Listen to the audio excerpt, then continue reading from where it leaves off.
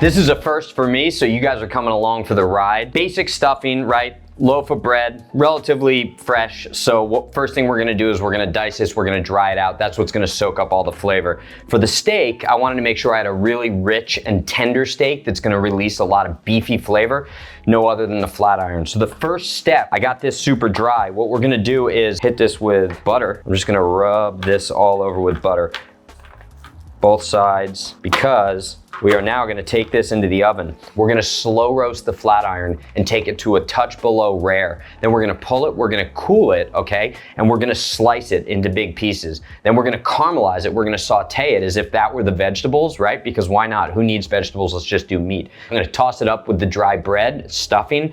I'm gonna hit it with some stock and then a ton of cheese, and we're gonna actually then bake it. I'll probably even throw an egg in there. We'll see what happens because I haven't done this before. And then we're gonna have this like Philly cheesesteak style pulled cheesy stuffing. You're gonna be the hero. So let's get this going. We'll get this in the oven. So now I'm gonna slice the bread. Now I'm not gonna toss this with any fat. I just want this bread to dry out.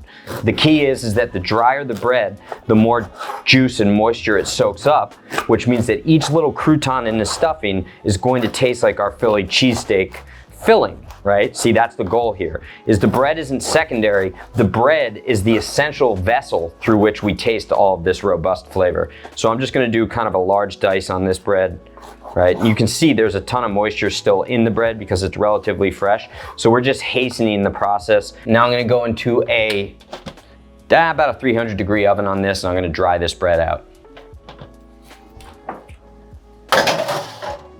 I slow roasted this flat iron, all right? So it's rare right now. And you're gonna know that because we're actually gonna cut it.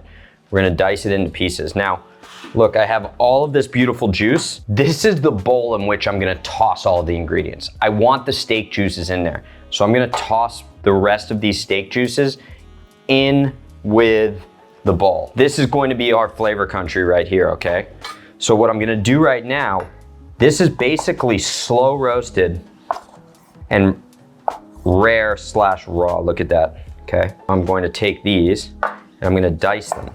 These are the pieces and I'm dicing them to almost match the size of the bread from the stuffing that we already cut. Let's take this and I'll put it, you know what? I want some of the flavor. I'm gonna put it right into my dish that I'm gonna be making the stuffing in. So now we're gonna take this over to the stove and we're gonna make the sauce. We're gonna cook the meat, we're gonna caramelize, we're gonna sear, we're gonna Maillardly brown the meat, whatever you wanna call it, and we're gonna make the sauce that's gonna be the base of the stuffing. Got my cast iron pan going right now. I'm gonna add about a tablespoon of butter to that, all right? Maybe a teaspoon of butter right there. Let that get all toasty in here. I had cooked some bacon in this pan and I left it in there because that's what you do with carbon steel cast iron pans, right? So get this all hot. Get this locked and loaded, because now I want to be able to flavor the exterior. See, I've got all of this surface area now. 1, 2, 3, 4, 5, 6. 6 areas in which I can caramelize this, brown it. It's not caramelization, I gotta stop saying that. It's actually Maillard browning, just that caramelization. Oh God, I did it again. That browning of those amino acids. So let's get this nice and toasty, all right? And then we'll get our meat in there, because the idea is, I don't want to overcook the flat iron either. I don't want you to dig into this stuffing and have it be extra chewy. And the beauty of the flat iron though is that even at medium or medium well, it's still incredibly tender, rich, and flavorful. I'm gonna save these juices. I'm gonna add some of my chicken stock to this pan. And I'm basically gonna make almost a creamy beef gravy, okay? I'm gonna add some of the steak juices back here. Heavy cream I'm gonna add in there. I'm gonna bring this up to a simmer. In here I have cornstarch. I'm gonna add a little bit of water to this cornstarch and I'm gonna make a cornstarch slurry just to pull this together, okay? Now I'm gonna add my cornstarch slurry into this sauce.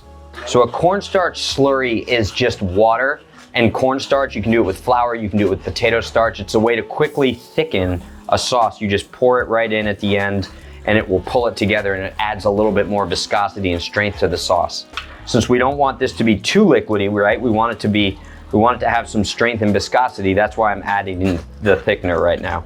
So I'm gonna throw my beef gravy base right into the bowl here, and now we're gonna take this party back over to the cutting board. So this is my beef gravy right here, okay? So I did chicken stock to deglaze the pan in which I seared the beef, and then I add a little bit of the cream at the end just to pull it together and to make it richer. Now I'm just whisking it together. Now you can't smell this, but this is beefy. This is really beefy. It's a beef gravy, okay?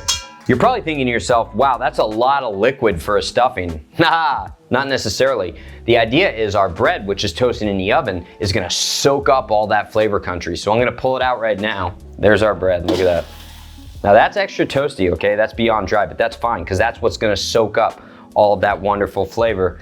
Now I'm gonna add the croutons, the toasted croutons, directly to my creamy beef gravy. We want these croutons to soak up all of that beef gravy. Now, in my chicken stock, I had carrots and onions and celery and sage. So there's a ton of the stuffing-like flavor already in here. But what I would suggest you do is that at this stage of the game, you can add fresh herbs to this, like fresh thyme directly in here, just to make it more floral, if you will. Add some of that kind of poultry spice in there, just fresh right off the stem. That's gonna add a little je ne sais quoi, some fresh pop, layers of flavor. And then I got my beef. Now look at all that steak juice already that ran out of that beef. So now I'm gonna dump this into my stuffing as well. And then I got some chives I'm gonna add in there too. And at this stage as well, you're gonna wanna add your pepper. And now we mix, and already this bread is starting to soak up these juices. Oh yeah, it's at this point that you would want to taste it though to see if it needs any more heat, and I'm the only one eating this, so that's why I'm double dipping. Now the key is push this down, okay? We're gonna let this sit, and by the way, this steak is about medium rare, so we want to let this soak it up. Now, if there's not a lot of liquid left over at this point of the game, you want to add more, because as this bakes in the oven, it's going to continue soaking up more of that liquid. So add more stock to it. You want this to be almost soupy, all right? You want this to look as if it's too wet, because when it bakes, we're going to dry it out even more. So just keep stirring and you let it sit. Now, this is the part where we can have some fun. So we're gonna mix in cheeses. I'm gonna do fresh mozzarella and I'm gonna do Parmesan cheese right into this right here. Oh yeah, now we're talking, right? You can do chunks of cheese if you want. For example, if you want to have some of the fat chunks of cheese in there, you can kind of peel some of these pieces off and just throw them in there so you get that big fat hunk, but I'm gonna just grate. I'm gonna keep grating. It's great. We gotta make America great again, right? That's what they say. I don't wanna make this political, it's G-R-A-T-E.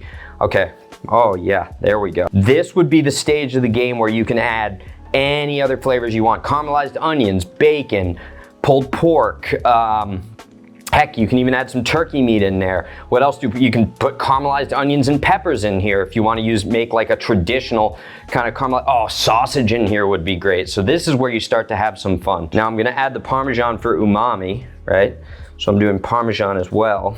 We're gonna get this mixed up while it's in there, just to give it a ton of that richness. I mean, for those of you that aren't sitting here, you can smell this. It's on another level. Oh my gosh.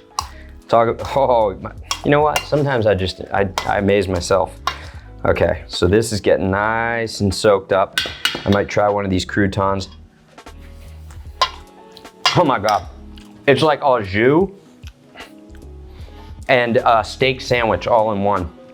I'm gonna do a little bit more Parmesan. It's getting salty though, in a good way. I meant getting salty metaphorically, not literally. I'm gonna add a little bit more chive in here. You need that onion flavor in there. I didn't put caramelized onions in there. I want that mild, sweet onion grass flavor that you get from chives. So that's just gonna go right in there. Boom. Okay. Keep on mixing it up. You can already start to see the cheese pull. Okay, now we're gonna get back to our pot and pan.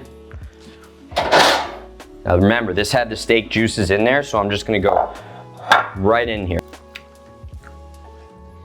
Look at the big fat chunks of steak on there. Get all this goodness out to the last bit.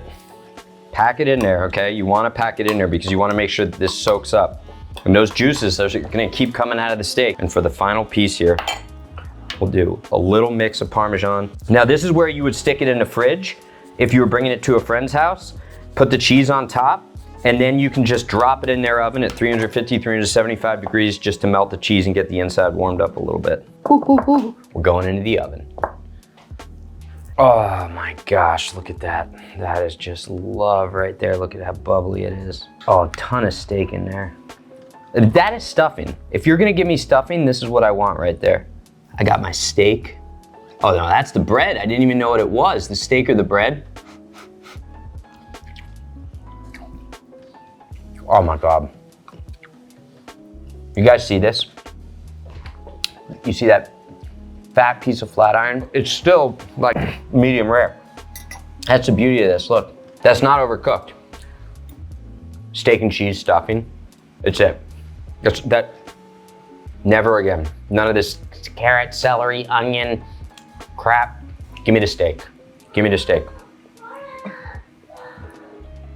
Kids agree.